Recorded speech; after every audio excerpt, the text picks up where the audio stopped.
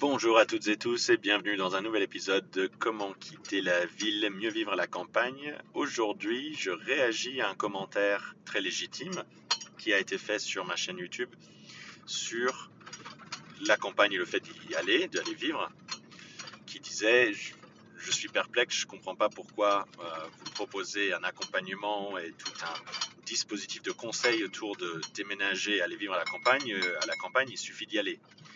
Et premièrement, je tiens à remercier la personne de son commentaire. Deuxièmement, pour certaines personnes, oui, il suffit d'y aller.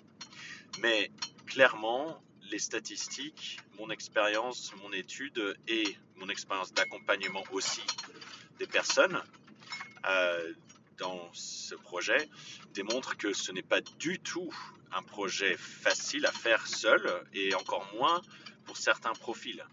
Et je vais décrire cela maintenant. Si vous êtes une personne qui a toujours vécu en ville, qui n'a pas d'attache ni proche dans la famille, ni des amis, qui n'a pas beaucoup expérimenté la campagne, c'est pas du tout simple de se dire je vais aller vivre dans un lieu qui est extrêmement différent, qui est structurellement, en termes de densité d'activité, de population, en termes de culture, en termes de mode de vie, qui est très différent. Ça, c'est le premier point. Le deuxième, c'est si vous êtes une personne qui a des origines à la campagne, mais qui, pour des raisons professionnelles, ne peut pas s'éloigner de la zone d'activité, eh bien, il y a des choses à faire pour faciliter ce changement. C'est-à-dire que professionnellement, on ne peut pas prendre de risques. Les clients que j'accompagne, les personnes qui cherchent à aller vivre à la campagne ou qui s'y sont installées récemment, il y a des défis professionnels et il y a des choses à faire et jamais est-ce que nous créons du risque pour financier ni réseau dans ce changement de vie. Et j'ai moi-même travaillé sur la partie professionnelle pendant 3 ans avant de faire le changement. Et donc, je suis très heureux, je suis fier de faire gagner du temps aux personnes qui souhaitent faire ce changement sur le plan professionnel, mais ça peut être fait de manière, si j'ose dire, radicale et brutale et tout plaqué. Et l'accompagnement que je mène moi s'appelle quitter la ville sans tout plaquer, au contraire. Voulant dire, vous pouvez faire ce champ, ouais, je suis désolé, je fais cet enregistrement aujourd'hui en allant chercher l'eau de source avec plein de bouteilles vides dans la voiture. Donc il y a ce bruit, excusez-moi. Donc il y a cet objectif, je pense qu'il convient à beaucoup plus de personnes de ne pas mettre en péril son réseau ni sa sécurité financière et de ne pas prendre de risques et de ne pas tout plaquer, justement. Troisièmement, pour répondre à ça, et évidemment je réponds parce que je pense que d'autres se posent la question, mais à quoi sert un accompagnement depuis la ville à la campagne? Donc vous avez compris que cet épisode sert à déconstruire des idées reçues sur la transition et aussi à parler de pourquoi je pense qu'un accompagnement est utile et donc c'est un travail aussi d'explication de ce que je fais en parallèle de ce podcast. Donc le troisième profil qui amène sur tout un champ de raisons et d'outils pour l'accompagnement, c'est les personnes qui ont un blocage culturel, notamment au sein d'un couple où il y en a un qui n'a pas du tout le blocage et qui vraiment souhaite vivre à la campagne et l'autre qui est inquiet. Il y a des façons de discuter de ça de manière constructive.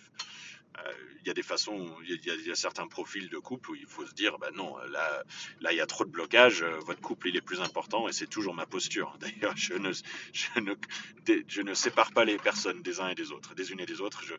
Je travaille sur justement voir s'il y a une flexibilité, s'il y a un projet commun qui peut se construire. Je donne des conseils sur comment aborder la question. Et ça tourne autour de calendrier, ça tourne autour de quel niveau de temps à la campagne versus le temps qui est gardé en ville. Ça a à voir aussi avec la distance et trouver le bon lieu. Là, le lieu, il devient beaucoup plus important que pour certains profils, certains couples qui peuvent être dans plusieurs types de ruralités différentes. Là, pour un couple où il faut vraiment garder un pied dans le monde urbain physiquement, eh bien, le lieu devient très important. On regarde des lieux qui sont proches, surtout en temps. la proximité en temps est beaucoup plus importante que la proximité en kilomètres. Et ça, c'est vrai pour une fois qu'on est dans la campagne et aussi dans une configuration, comment est-ce que je reviens en ville très régulièrement. Euh, et ça, c'est une question de transport en commun principalement. Parce que la plupart des personnes qui justement ont ce blocage culturel, c'est souvent lié à j'ai pas envie de passer ma vie dans la voiture. Donc c'est une question de transport en commun. Donc je donne un exemple.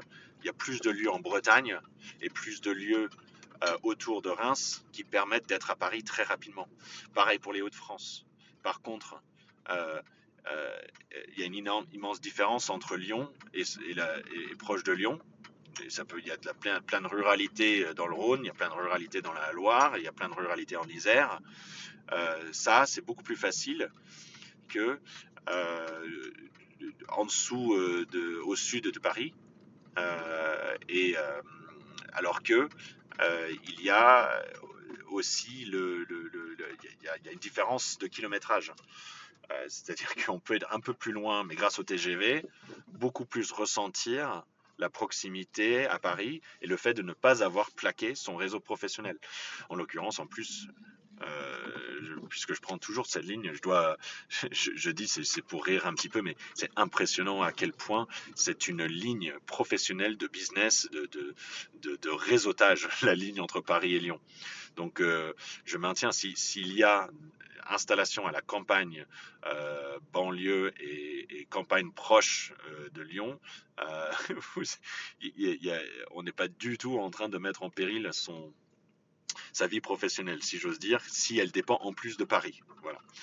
Euh, il y a un quatrième champ de raison d'être accompagné et de bien réfléchir au déménagement, c'est quel type d'activité je souhaite ajouter ou remplacer.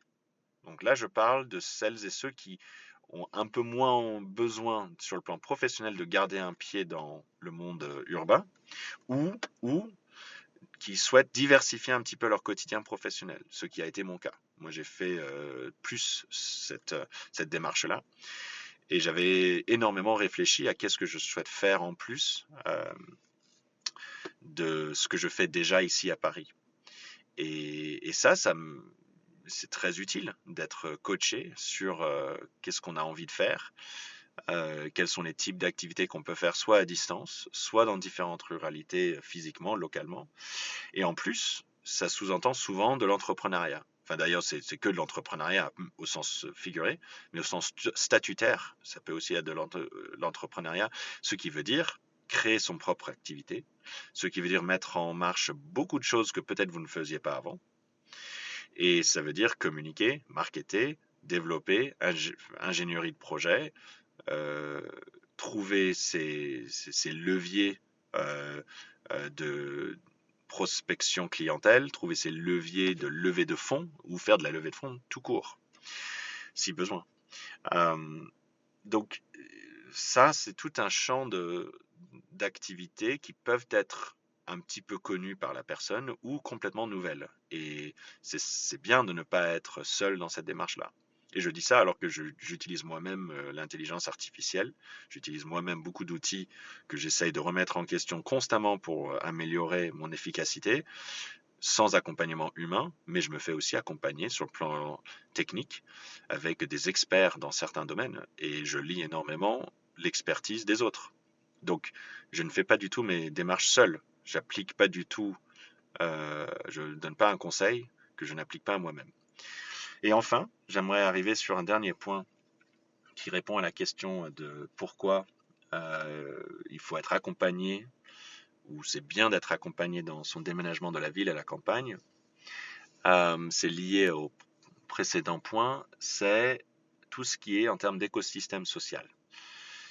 Je pense sincèrement, sans avoir vécu ça, mais en lisant, pour notamment écrire le livre Repeupler les campagnes, que celles et ceux qui sont revenus en ville, il y a probablement des raisons professionnelles, mais je pense que c'est sur le plan social où il y a eu des frustrations ou des loupés et qu'il y a eu retour en arrière ou qu'il y a eu confrontation, tension, etc. Donc, qu'est-ce que ça veut dire?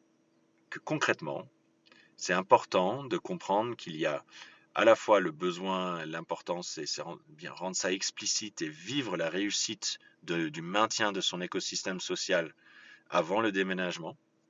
Et ça, je dis pas qu'il y a besoin d'être coaché sur ça, c'est juste, il y a du bon sens à rappeler et se poser des questions, théoriser un tout petit peu comment je vais rester en contact avec X, Y, Z, comment est-ce que je vais rester en contact avec la famille de cette manière-là, à quelle fréquence je souhaite. Et ensuite, ça répercute aussi sur le lieu, sur le type d'habitation pour pouvoir accueillir, etc. Et donc tout ça, c'est bien de croiser ces critères dans une matrice. Et enfin, en ce qui concerne être installé et localement développer un nouvel écosystème social, il y a la posture à avoir, il y a la compréhension de la culture et de l'histoire du territoire. Et ça, c'est où je suis devenu expert, pas sur tous les territoires ruraux français, mais sur les points communs. Sur les points communs des territoires ruraux, de comprendre qu'il y a des cultures très sophistiquées qui sont marquées par le fait d'avoir traversé certaines périodes particulièrement complexes dans certains territoires ruraux. Donc ça peut être très montagnard, ça peut être de la ruralité moins montagnard, mais qui va être toujours très lié à l'agriculture, par exemple, qui va être lié à l'histoire politique, comprendre politiquement comment un territoire se dessine, quel type de euh, croisement entre histoire géographique, euh, même géologique, hydrographique, climatique, avec le développement économique. Tout ça, c'est intéressant. Je vais donner un exemple sur le territoire qui concerne mon installation. Il y a à la fois euh, un très joli passé de développement industriel qui aujourd'hui est remis en question parce qu'on remet en question notamment la plasturgie euh, d'une part, euh, mais aussi il y a toute une activité d'élevage qui doit muter, même si c'est de l'élevage plutôt extensif.